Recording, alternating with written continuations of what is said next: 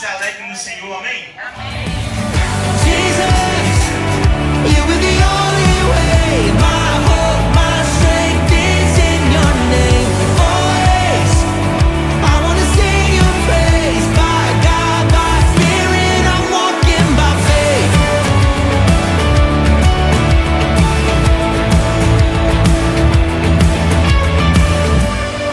There is a way that will lead to the...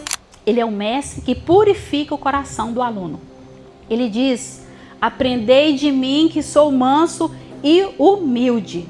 Ele é manso, faz parte do caráter de Cristo. Ele é assim, irmãos. E não sei se os irmãos conseguem, às vezes, nós não vamos conseguir imaginar, é fato. Mas vocês conseguem ter a dimensão que nós não conseguimos entender ou saber um pouquinho de como é Jesus, porque ele é tão distante, é como se ele fosse tão distante de nós. Ele é um Deus santo, poderoso, morreu na cruz para nos salvar. É como se ele estivesse tão lá no alto e nós aqui tão pequenos, pecadores. Como um Deus tão grande vai ligar para pequenos pecadores? Eu não sei se vocês têm essa sensação, mas a Bíblia diz que ele é manso e humilde. Ele é acessível.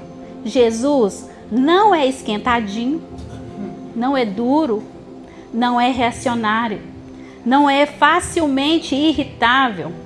A postura mais natural dele não é um dedo apontado. Ah, eu sei que você fez. Você pecou de novo, né? Eu te avisei. Não é, irmãos. A postura de Jesus é braços abertos. Jesus está dizendo: vinde a mim. Vinde, ele está chamando. Vinde a mim. Braços abertos. Jesus confrontou fariseus, teve autoridade, sim, mas diante do pecador arrependido e cansado, ele era suave. Aleluia. A mansidão dele significa que ele é seguro. E Jesus não vai usar a divindade dele para nos esmagar por nossos erros, mas ele vai nos sustentar nas nossas fraquezas. No mundo antigo, o que os mestres faziam? Eles eram distantes, só davam as leis para ser seguidas. Jesus quebra esse modelo. A mansidão dele torna ele acessível. E a humildade de Jesus da mesma forma. Filipenses 2:8 diz assim: humilhou-se a si mesmo, sendo obediente até a morte. Jesus é acessível. Ele deixou o seu trono, irmãos, para pagar a nossa dívida. Ele se humilhou para carregar o peso que nós deveríamos carregar. A humildade de Cristo serve para esmagar o orgulho humano. Se o próprio Deus se humilhou para nos salvar, porque nós temos que acreditar que obras têm algum valor. Por quê? Não há nada, irmãos, que nós podemos fazer. É mérito de Cristo, somente de Cristo. Jesus andou, irmãos, na terra. Foi um homem puro, santo. Ele reumanizava os desumanizados e purificava os impuros. Então não era fácil você praticar a lei, porque eram muitas leis. A lei não era uma. Cada vez mais, os fariseus aumentavam as leis minuciosamente para que você a praticasse. E se você não a praticasse, você não estava agradando a Deus. Esse é o contexto que nós estamos falando aqui, Jesus está falando. Então Jesus está chamando quem? Os cansados, os sobrecarregados. E nós, irmãos, nos dias de hoje, como nós vivemos? Diferente? Não. Estamos numa era de exaustão. Da mesma forma que aquele povo vivia, sobre leis, sobre regras, nós estamos da mesma forma. E com outros atrativos, outros problemas, né? Além disso, que se somam a isso. Então, nós vivemos numa era sem precedentes de exaustão. É uma fadiga da alma. Não é você deitar e no outro dia você está renovado. A alma nossa está cansada, irmãos. Por quê? O mundo diz: faça mais. Seja mais, conquiste mais. E a religião nos diz o quê? Obedeça perfeitamente ou você não será aceito. Então nós o que acontece com nós? Cansados, desmoronamos. Por quê? Porque a tentativa de ser o próprio Deus é exaustivo. É cansativo salvar nós mesmos. Ser Deus não é fácil. Ser o nosso Salvador. E então, a palavra de Jesus, o que ela vem nos trazer? Ela vem nos trazer mais regras, um novo modelo de autoajuda? Não, irmãos. Jesus aqui vem trazer Ele próprio. Ele diz, Ele se oferece a si mesmo. Porque Ele não diz, vão e façam. Ele diz o quê? Venham a mim. Jesus está nos chamando. E então, nós vamos aprender hoje que há descanso em Jesus. Não é um lugar de ausência de trabalho, mas em Jesus, na pessoa de Jesus, nós encontramos descanso. Então, o primeiro ponto que eu gostaria de começar, eu coloquei um título nessa ministração, né? O coração de Cristo, um refúgio para os cansados. Então, a primeira coisa que nós podemos aprender neste versículo, o convite incondicional. Jesus nos chama, vinde a mim. Irmãos, nós vemos que o povo vivia no legalismo, nas regras, nas tradições, em cumprir pelo esforço humano. E nós hoje também não somos diferentes. Nós temos o legalismo moderno. E junto ao legalismo moderno, nós temos o quê? O que intensifica ainda mais, as redes sociais. Nós não temos só visibilidade, nós podemos mostrar o que nós fazemos. Então, o legalismo moderno, ele substitui o relacionamento com Cristo por regras, performances, para mostrar a nossa espiritualidade. Então, podemos citar aqui aplicar várias coisas que nós podemos fazer para mostrar que nós somos espirituais, né? Uma coisa, o que nós podemos falar, o mais comum, usos e costumes, né? Eu uso uma determinada roupa, eu me visto de uma determinada forma para mostrar que eu sou santo. E eu já passei por isso, irmãos. O que nós podemos aprender? A troca do jugo. O jugo pesado, o fardo pesado, por um jugo suave. Um fardo leve. Irmãos, fardo leve, é gostoso até de falar, o fardo é leve com Jesus. E os irmãos sabem o que é jugo?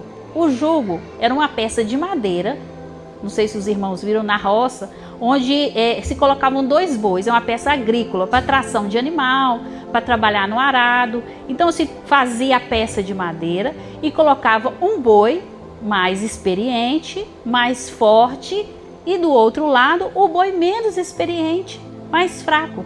Por quê, irmãos? É uma metáfora que Jesus está nos dizendo. Ele quer nos conduzir. Porque o jugo dele é suave. O fardo é leve. Ele quer nos conduzir porque quem tem o poder é Ele, não somos nós. Nós não conseguimos fazer nada. Ele quer nos conduzir. Ele quer nos mostrar o caminho. Então Jesus está nos chamando para seguir Ele. Para seguir Ele. Estar sob o jugo de Cristo significa que você não tenta mais dirigir a sua vida. Você não está sozinho. Você aceita a direção dele? Nós temos aceitado a direção de Deus? Nós somos dependentes ou somos escravos da lei, dos fardos pesados? O descanso prometido ocorre quando nós caminhamos com Ele. O fardo é leve porque Jesus é quem fornece a força necessária. Nós não carregamos o peso, porque Jesus é quem carrega o peso maior. E Ele carregou o peso maior. Então o jugo do mundo escraviza. O de Jesus liberta, irmãos. O jugo do mundo escraviza. O de Jesus liberta. No reino, a obediência não é para nós obtermos a salvação, mas obedecemos porque nós cremos em Jesus, porque fomos salvos. Então, aplicar o jugo de Jesus significa trocar a autodependência pela dependência em Cristo. Irmãos, Jesus está nos chamando. Pare de andar sozinho, irmãos. Por que estamos andando tão sozinhos? Sem direção do Senhor? Muitas vezes o cansaço não é do que nós fazemos, mas de como nós carregamos o fardo. O jugo e o peso com Jesus é distribuído. Deixe Jesus ditar o ritmo. Não tenha pressa se Ele quiser que espere.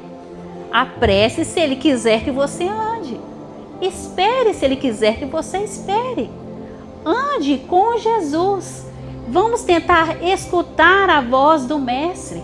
Ele está dizendo: vinde a mim, os que estão cansados, sobrecarregados, e eu vos aliviarei. Tomai sobre vós o meu jugo. Nós temos que pegar Jesus. Eu quero caminhar com o Senhor, mas eu tenho que ouvir o Senhor. Eu tenho que deixar Ele direcionar. O descanso da alma vem no caminhar no ritmo de Jesus. O jugo de Jesus, irmãos, é suave. Sabe por quê? Porque Ele é sobre medida. Ele nos conhece. Ele conhece suas limitações. Ele conhece sua saúde mental. Ele conhece a sua história. Ele conhece suas debilidades, suas falhas. Jesus conhece, irmãos. Eu não conheço, mas Ele conhece perfeitamente. Então, o que nós precisamos parar de ser super mãe, super filhos, super trabalhadores, super pastores, super discípulos, mas precisamos ser o quê? Discípulos de Jesus. É isso que Ele quer. Siga-me, obedeça-me. É tão simples, mas tão difícil, irmãos, de colocar em prática. Jesus está nos chamando. O fardo de Jesus pode ser cansativo no sentido de produzir o cansaço físico. Nós somos seres humanos. Mas Ele traz renovo espiritual. Com Jesus, há renovo espiritual. A terceira coisa, irmãos, que nós podemos aprender: a natureza do Mestre. Jesus é manso e humilde. Irmãos, Jesus é manso e humilde. Jesus não é tirano. Jesus não é um Deus que vai esbravejar e chegar perto de você. Não. Jesus é acessível.